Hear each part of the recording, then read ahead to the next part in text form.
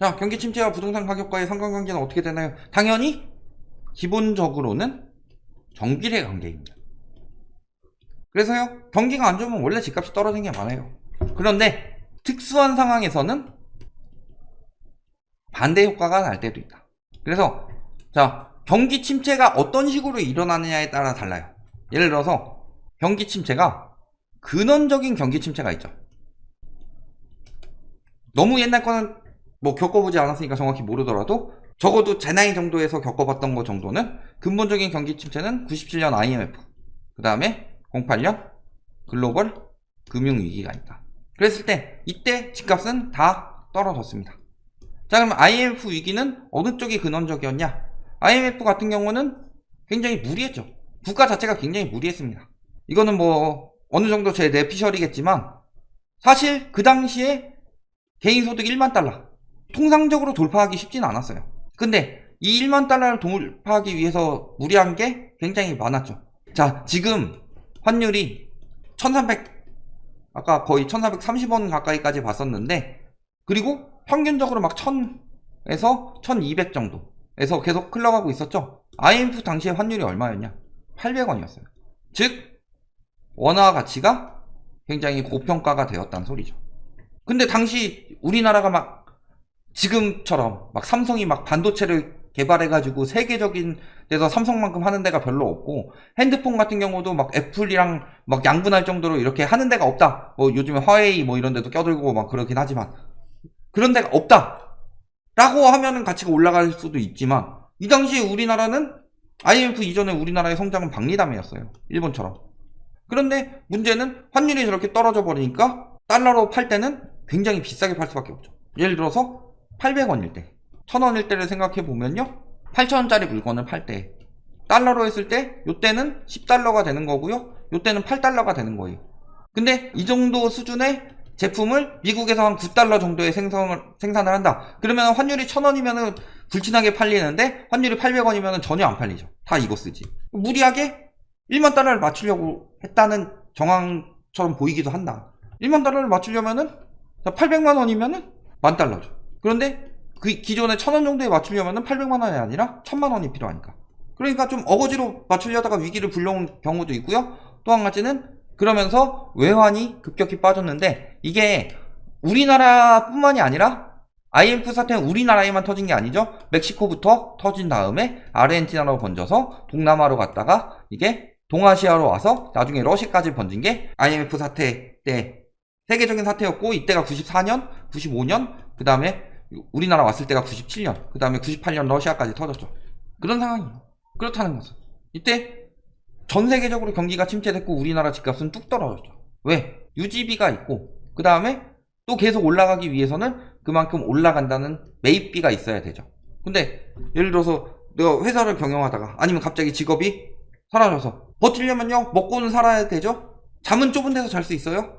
잠은 좁은 데서 잘 수 있지만 안 먹으면 살 수는 없죠.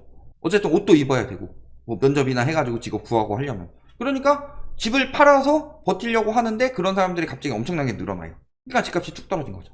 다만 IMF 때는 너무 급작스럽게 터진 거고 정부에서도 그걸 계속 숨겼죠. 그러니까 너무 급작스럽게 터졌고, 그러니까 하락세가 오래 갈 수가 없었다. 그렇다면 글로벌 금융위기 때는 어떤 상황이었냐?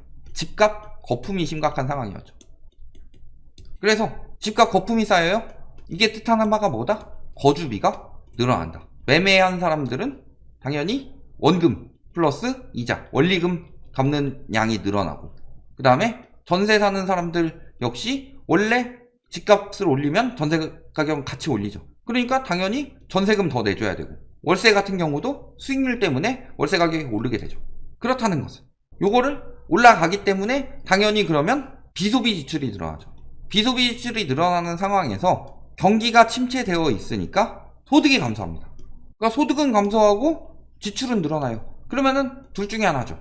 저축이 줄든가 소비가 줄든가. 보통 두 개가 동시에 일어나죠. 그러면은 소비가 줄게 되면은 이게 또 다시 침체로 갑니다.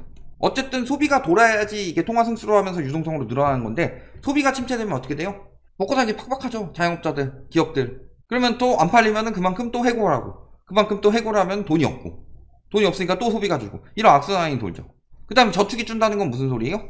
집을 살 때는 저축 플러스 전세로 사든가 갭투기로 저축 플러스 대출로 사야 하는데 요거 둘 다 여기서 감소해 버리니까 여기서 메꿔야 되는데 이게 쉽지가 않다는 거죠. 그러니까 집값이 장기 침체된 거예요. 그래서 IMF 때는 일시적으로 빠졌는데 글로벌 금융위기 때는 왜 장기적으로 빠졌냐. 요 두 가지를 비교해 보면은 이때가 집값 거품이 심각했기 때문이죠. IMF 때도 집값이 엄청나게 많이 올랐었는데요. 근데 IMF 때까지만 하더라도 우리나라는 경제 성장률이 높았다. 경제 성장률이 높다는 건 즉 소득이 높아진다는 소리고 소득이 높아졌기 때문에 가격이 올라간다. 이게 수요 견인 인플레이션으로 집값이 올라갔다면 이때는 다 대출로 떼었죠. 그러니까 이때도 금리 영향을 굉장히 크게 받은 거고. 그래서 보통 경기 침체와 부동산 가격은 정비례로 갑니다. 이유가 있었죠.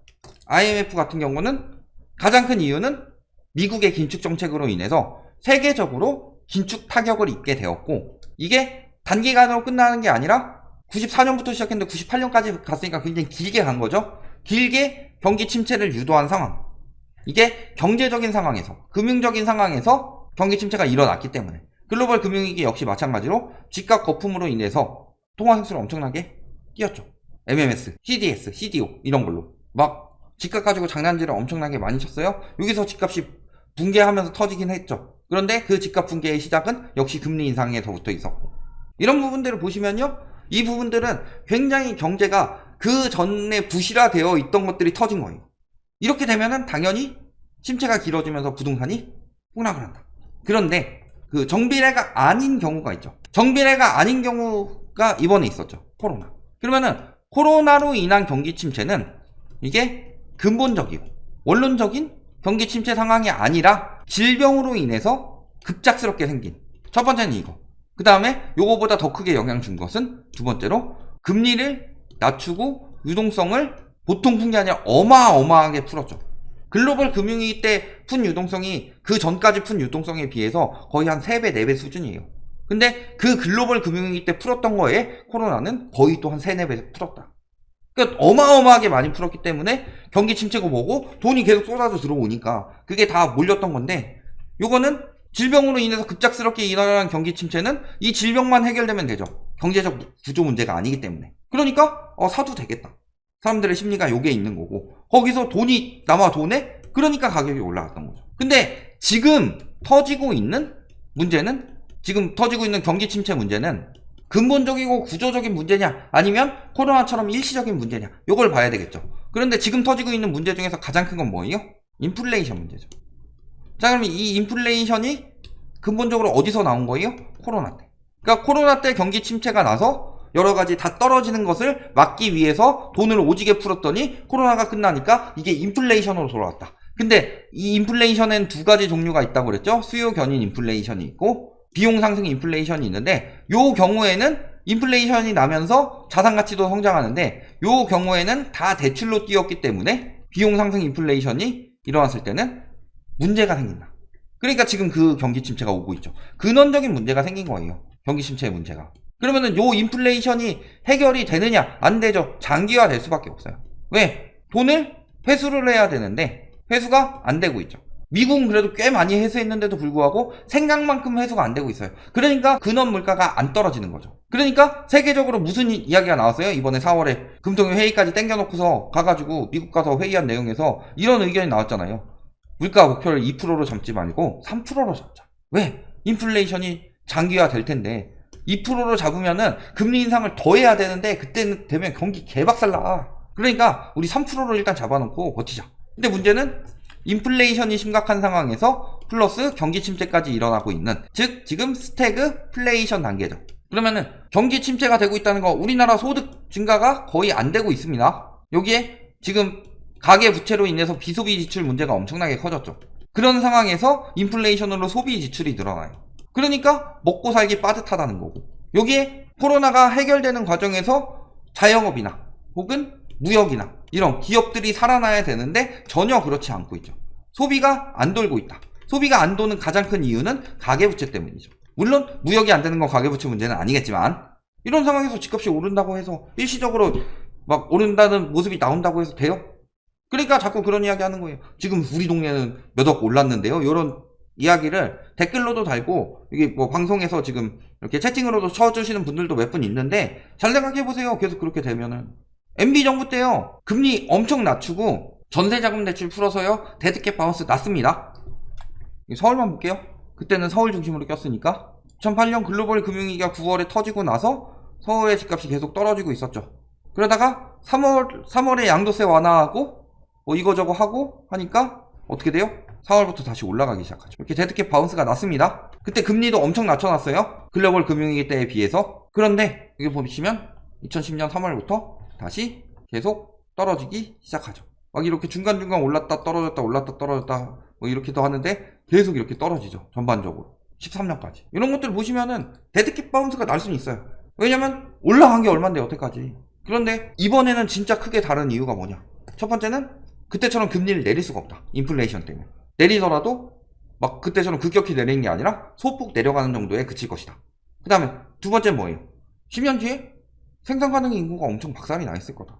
세 번째, 글로벌 금융위기를 기점으로 세계적으로 가계부채 정리를 한 번 했는데 우리나라는 그때 가계부채 정리를 할 생각을 안 했다. 오히려 부동산을 살리기 위해서 전세자금 대출을 풀고 나중에 초이노미스로 주담대까지 풀면서 가계부채가 계속 불어났고 이게 역대 부동산 거품이 터지던 나라들의 가계부채를 넘어섰는데 그 상황에서 코로나까지 터지면서 가계부채가 너무 많이 부풀어버렸다. 그렇기 때문에 지금 소비가 박살이 나 있는 거고 물가는 올라가는데 더더욱 소비하기 힘들죠? 근데 자영업자들은 물가가 올라가니까 더 비싼 가격에 들여오는데 안 팔리니까 더 힘들죠. 이런 것처럼 내수 경기가 침체가 됐어요. 그때보다 훨씬 더. 그래서 자영업자들이 지금이 IMF 때보다 더 힘들다고 그러죠. 내수 경기가 그만큼 박살이 났다는 소리예요. 그런데도 불구하고 집값이 오른다? 말이 안 되는 거죠. 금리만 떨어지면 금리 이야기를 언론에서 하는 이유가 뭐냐. 집값이 떨어지기 시작하니까 모든 언론이 다 같이 합심해가지고 금리 때문에 떨어졌다고 하고 있죠. 아니에요. 금리도 있고 경기도 있고 DSR도 있고 여태까지 해왔던 부동산 정책의 효과도 있고 그만큼 가격이 올라갔던 가격에 대한 피로감도 있고 그 다음에 전세 가격 하락에 대한 여파도 있고 여러 가지가 다 겹쳐 있는데 딱 금리만 자꾸 하고 있죠. 왜 그런 이야기를 하느냐. 금리가 떨어지면 집값이 다시 오른다는 심리를 부추기기 위해서. 그런데 경기가 침체될 때는 금리 낮춰도 집값은 붕괴가 됩니다. 이 부분 잘 생각해 보세요.